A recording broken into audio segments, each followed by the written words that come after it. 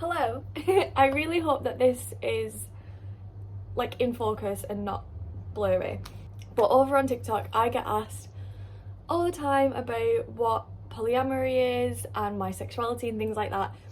And it's too long-winded, like my description of what polyamory is to me, to actually go into detail in video form on TikTok. So I thought I would make a whole video about it. But I thought it would be really boring to just sit and have me just ramble like this.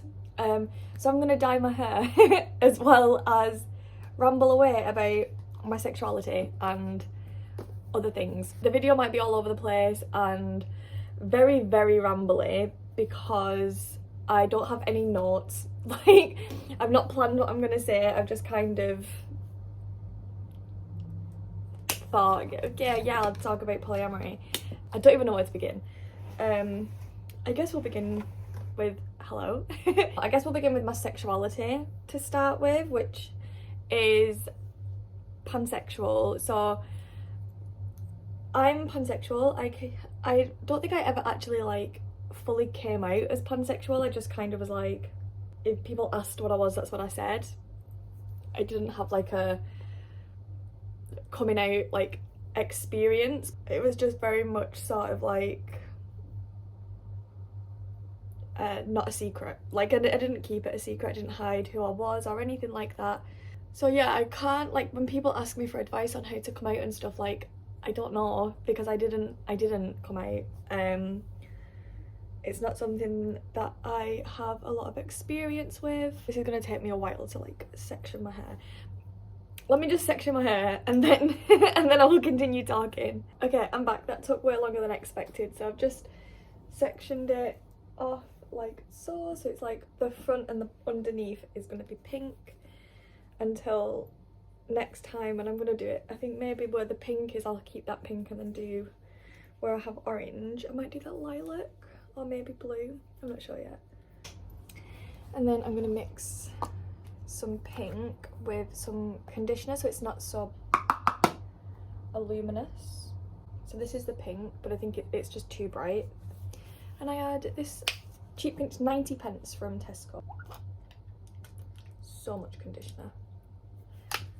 The more conditioner you like add, the lighter the colour will be. So pansexual. There's a lot of controversy about being pansexual and the fact that it's rooted from transphobia, and I'm not really sure where that kind of comes from, but that's what a lot of people say, because some people say that pansexual is the inclusion of trans people, which is trans people are people, so like a trans man is a man, a trans woman is a woman. So if you're bisexual and you're dating a woman, it does not matter if they're a trans woman or not, or a cis woman, like your preference is men and women. Whereas some people say that that's what pansexual is, like the inclusion of trans people, which is simply not true. That is not the way I define pansexual.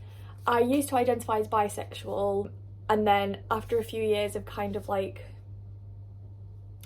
self-development and self-growth and stuff, I realised that I fit more with the label of pansexual.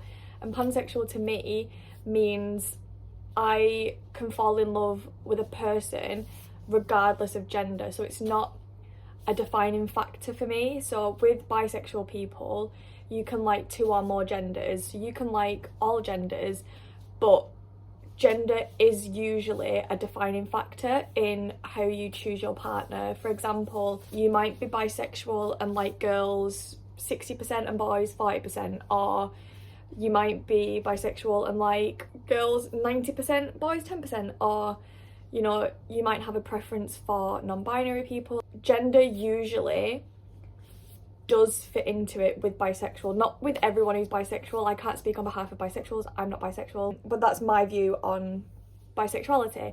Whereas with pansexual, for me, it's more that I just do not see gender as a defining factor. If I like someone, it's because they're nice to me or they make me feel appreciated and loved, and if I am happy and they make me happy, then I like them, and it doesn't matter what they identify as, it doesn't matter, like, none of that matters. It's not something that I look at, if that makes sense. I feel like that doesn't make sense, and I feel like I'm probably wording this really terribly. Pansexual to me is just, if the person makes me happy, then I like them, and their gender is irrelevant. Their gender is irrelevant, and that's what it means to me. I can't speak on behalf of every single person who's pansexual. It may be different. That's just my experience and how I view pansexuality, I guess. We're a huge community, and when you find your people within the community, you kind of find your family. Like, they do become your family, and I've met some amazing people through the community, but you also meet people who are not sort of accepting and supportive and things, but you get people like that everywhere. Like, regardless of what their gender or sexual orientation is, you will always get people who don't agree, don't understand, and are not willing to learn, and that's just part of life. That's just people. But it is sometimes, like, when I was younger, I struggled a lot with coming to terms with my sexuality, because I felt so much like an outcast, because I wasn't accepted by straight people. I wasn't accepted in the gay community, because obviously I didn't identify as gay. I identified as bisexual for a long time, and then when I realised that I was more pansexual, it felt even worse. I felt even more excluded, which is really sad, but I'm happy with the label that I have chosen for myself. I feel like it fits me well, and I will stand by my decision, and until if any time that I don't stand by it, then I will, you know, I'll address that and be like, actually, I'm changing my label, and that's okay. That happens. Like, it's okay to change your mind. It's okay to not know. It's okay to not label yourself at all. Like, you don't need to have a label if you don't want one. You can just be a person who loves people, and that's okay too. You can, whatever you want, whatever you feel comfortable with, like, this is your life, and you shouldn't allow anybody else to dictate how you live it, and you shouldn't live in fear either. I probably should have made notes, jotted notes down for what I was going to talk about, because this video is going to be a whole load of nothing, but I hope that that's okay. I guess first I will start off by explaining what polyamory is to me. Polyamory is,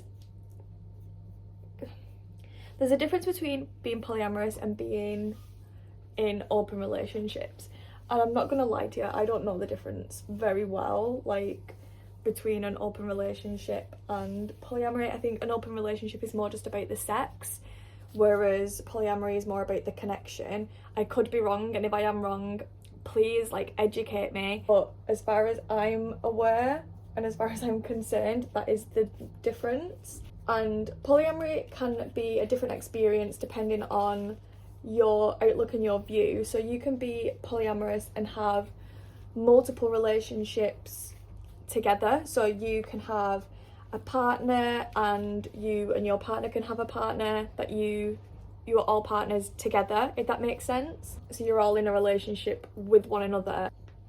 That is as beautiful. I think that's an amazing thing. I admire people who are polyamorous like that. I think if you're all happy, you're all consenting, there's literally nothing wrong with it at all, and that's the way that some people choose to live their life in it, and that's up to them. Polyamory for me is not that. I don't have multiple relationships all with, like, at once, like in a group. I'm not closed off to the idea. I'm very open to the idea of doing that, but for me the polyamory is about not closing yourself off to making connections with other people. And the way I always explain it, or the way I see it, is people say you can't love more than one person, but you definitely can, because for one, there is multiple types of love, and when people say you can't love more than one person, they're only referring to a sexual relationship, and I think that that's a very closed-minded way of viewing it. So you have, for example, if you have a group of friends, you've got you and 10 friends. You love all 10 of your friends, right? What if I said to you, no, you're only allowed to have one friend for the rest of your life, and you are never allowed to meet other friends and form connections with other people because you have that one friend and that's all you need? You would say, no, that's ludicrous. I have different friends, the different people, I have different friends for different reasons. And that's exactly the same with relationships and polyamory. So to me, with polyamory, it's about not closing myself off to experiencing connections with other people and allowing myself to engage in conversations, to get to know other people, and, you know, maybe it leads on to another relationship, maybe it doesn't, but it's being able to allow yourself to do that. So I could date somebody or be in a relationship with someone, but if I'm on a night out and I meet someone and we click and we get on, or if I want to meet somebody else, like, I want to be able to experience that, and I want to be able to find connections with different people, because everybody's different, everyone is their own person, and you can't expect one person to be absolutely everything for you. So like, for example, some people say like, oh, I have to ask my boyfriend if I can do that, or oh, I don't do that because my boyfriend doesn't like it, or, you know, my girlfriend won't let me do this, or whatever. And like, why you shouldn't have to compromise things you enjoy and things you love because somebody else in your life doesn't want them. You should still be able to experience that. Like, you only get one life and you should live it to the fullest. You shouldn't spend your life compromising and making changes to who you are as a person to suit the needs of somebody else. But that doesn't mean that you shouldn't have that person in your life. It just means that you can't meet all of their needs, and that's completely okay. You are not here to meet the needs of other people.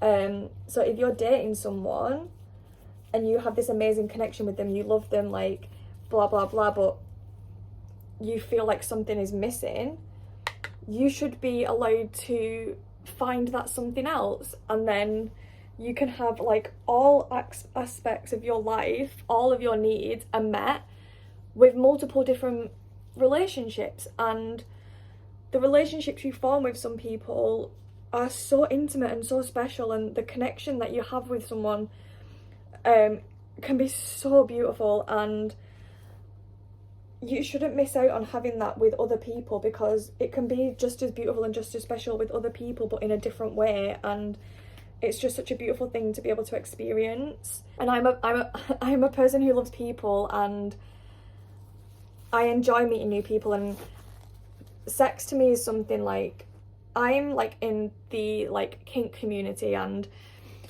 sex to me is not, and being intimate to me isn't always about just having intercourse. It's about having different kinds of bonds and relationships with people on a different level. And being polyamorous, you're able to experience that like in so many other ways. I feel like I really wish I would have like written down how I wanted to talk about this, because I'm just going to be going back and forth. But thinking it, like, talking about like you can't love more than one person and things like that, like, you most certainly can. Like, you love your mum and dad, you love your brothers and your sisters and your aunties and your uncles, but you don't love them all the same, but you still love them all equally. You love all of your friends, you might not love them all the same, but you still love them all equally. And when you're with one friend, you're not then gonna not have your other friends. Do you know what I mean? Like, you still have that one friend, and you can have your other friends. You can have a best friend, and then you have other friends as well. Like, you can do the same way in polyamorous relationships. You can have one partner who's your like primary partner. You can have a partner who you live with, or who you have children with, or whatever, and whatever is floating your boat. Like, you can have that and then still have other partners as well. Or you can have like all equal partners. You can have you can do whatever you want. Like, you can do whatever you want in your life. There are no rules. The only rules that we have in place are rules that we've put there ourselves. And I don't really want to abide by rules that stop me from living my life to the fullest. I don't want to abide by rules that don't allow me different types of human connection, and that's just the way that I want to live my life. And, you know, other people might feel differently. Like, you might want to be monogamous, and that's completely okay and completely valid. And I'm not saying that people shouldn't be monogamous. That's not what I'm saying at all. But yeah, I don't like feeling restricted, and I don't like feeling as though I'm not allowed to do things, or I have to compromise on things that I enjoy because of somebody else, when I can enjoy all those things with people who enjoy them, and then the other person can also enjoy things that I don't like want to do that they do. I can't possibly meet the needs, like every single need of somebody I'm dating, because I'm a completely different person to them, and what they need I might not be able to offer. Should I then feel inadequate? Should I then feel like I'm not good enough for them? No, hell no, because you are good enough for them. You're more than good enough for them, and they're good enough for you. It just means you can't offer them everything, and that's normal, that's life. But just because you can't offer it to them doesn't mean that that person shouldn't have it. They should be able to get that from somewhere else. And it doesn't mean that they love you any less, or you're not good enough for them, or they're going to leave you for the other person, because there is no leaving you for another person, because they are with you because they love you for what you are and who you are and what you can offer, and they'll love the other person for the exact same reason, but it's different because you're different people.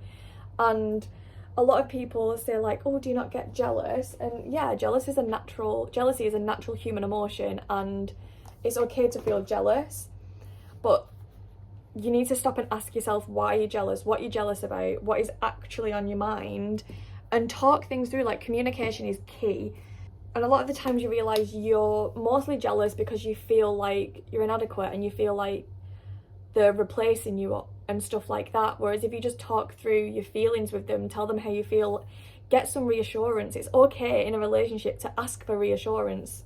Do that. I do that. I'm feeling a little bit insecure. Can I have some reassurance that you still like me, or that you're not trying to replace me, or anything like that? Like, it's okay to do that, and we need to normalize asking our partners for reassurance, because a lot of the times people don't, and whether that's in polyamory or whether that's in monogamy, people just feel like they're not allowed to ask for reassurance because it comes across as needy. But you're sharing your life with somebody, you're sharing parts of your life with someone, you're sharing intimate details of your life with someone, and if you can't ask for a little bit of reassurance, then why, like, if you feel like they make you feel like you can't ask for reassurance, then why are you with them? Like, nobody should make you feel like you can't do something. The thing with making connections with other people as well, it's not all about sex, it's not all about getting into relationships for other people. That's what a lot of people think polyamory is, just having threesomes and having sex with whoever you want, and to me it's not like that at all. That's not what it is. It's about forming connections with people and seeing where it can go. For example, say I was dating somebody called Jeff. Me and Jeff have been dating for 2 years, and I'm in uni and I'm talking to a girl, Lucy, and she's super lovely. I'm really feeling a vibe, and we are flirting a little bit, and it's really good. Why am I not allowed to see where that goes just because I'm having sex with Jeff? Why am I not allowed to have sex with both of them?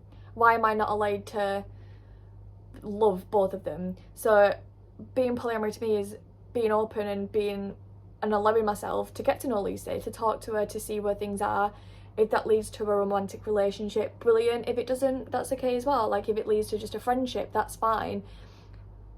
But it's not closing myself off to the possibilities. It's getting to know this person, becoming intimate with this person, like sharing details of my life, sharing details of their life, and forming a bond together, and seeing where that bond leads you. If that leads you to friendship, or if that leads you to a romantic relationship, maybe it is just a sexual thing.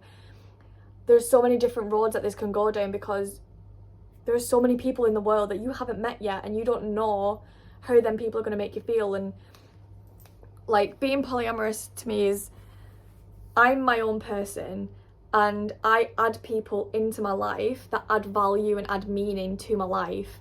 And I don't want just one person adding value and meaning and then me relying on that person to constantly give me this meaning and value, when I can give that to myself, and what you are giving to me you're just adding to, and this person is adding to it as well, and I love both of these people the exact same amount. I don't love one of you more than the other.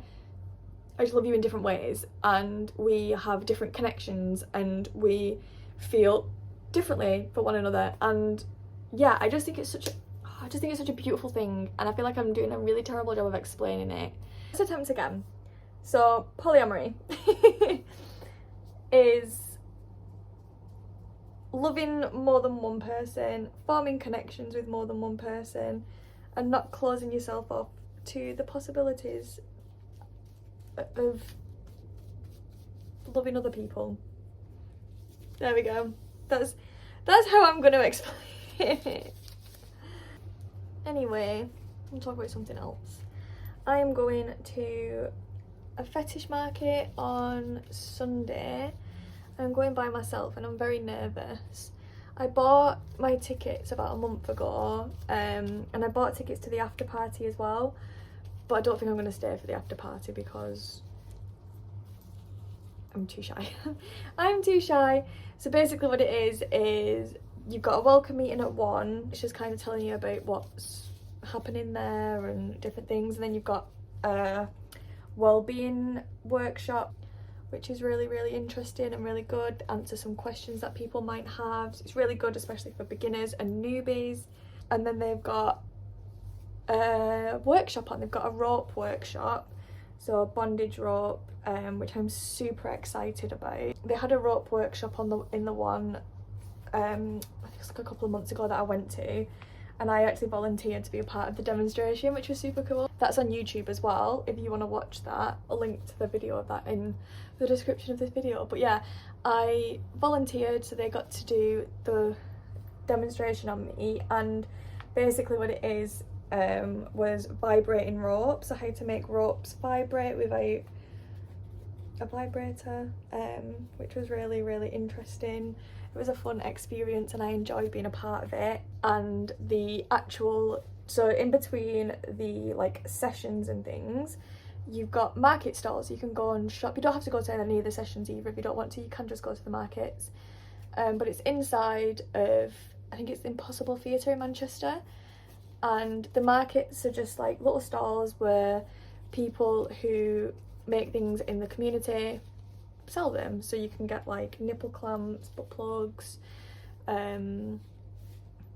rope, floggers, paddles, all sorts of things. I'm hoping to pick up some rope. I really want some pink rope. I love rope. I'm not very good at it. I'm in the middle of like practicing and trying to learn a little bit about rope. A lot of people in the community like rope and called rope bunnies and riggers. So a rope bunny is someone who likes to be tied up, and a rigger is someone who likes to do the tie-in. You can be both if you're a switch. That's totally cool as well. But yeah, like if you're into like aesthetically pleasing types of rope, then Shabir is probably for you. But you don't have to be like, it doesn't have to look pretty like all the time, as long as it serves its purpose and it's done safely. That's all good. Rope is just, I just love it. I love the feel of rope and stuff. I'm really nervous about it because I've not been on my own before, so I don't really know what to expect with being by myself, I guess. I think it'll be okay. Like the community, like people in the community are so friendly, and if you seem lonely or if you seem like out of place, somebody will come and talk to you. That's one thing that I absolutely adore about the kink community, is we are literally so friendly. We have a bad rep, people think that we're not, but we definitely are. And there's a kink for everything. Like you would be surprised at the types of kinks people have. And I never kink shame, ever. If what you're doing is legal and it's between two consenting adults, you do whatever you want. Whatever gets you from A to B, I guess. But the after party is, it's not, you're not going to be nude or anything like that. It's not a sexual thing. I mean, it can be sexual, I think. It's just a place to like try out the new products that you've bought, like in a safe environment, and get to know some other people who may have the same kinks or fetishes as you, and to make friends and stuff like that, which is really fun. I've never been to the after party at one of the events before, and so then I've definitely never been alone, so I'm a little bit nervous. I don't know why I'm nervous, but I think it's just natural to be a little bit nervous and apprehensive. I might just go to the market and then leave. It just all depends on how I feel on the day when I get there, if I'm feeling confident and comfortable enough to stay, I guess. When I went the other month, we met some people there that were polyamorous, and they were polyamorous together, which I thought was really cool. I met quite a few really lovely people, and I was really super glad that I went. It was actually a wonderful experience, and I would definitely recommend going to an event like that if you haven't before, or if you're considering it. Like, look at the state of me, what am I doing? Yeah, if you're considering anything like that, like, I do really recommend it. Yeah, I'm gonna leave this on for a couple of hours. I'm gonna make some lunch in a minute, and then yeah, I will wash it off and show you the result, I guess. I don't like the way this looks on my head, it's too loose. Let's do it this way instead.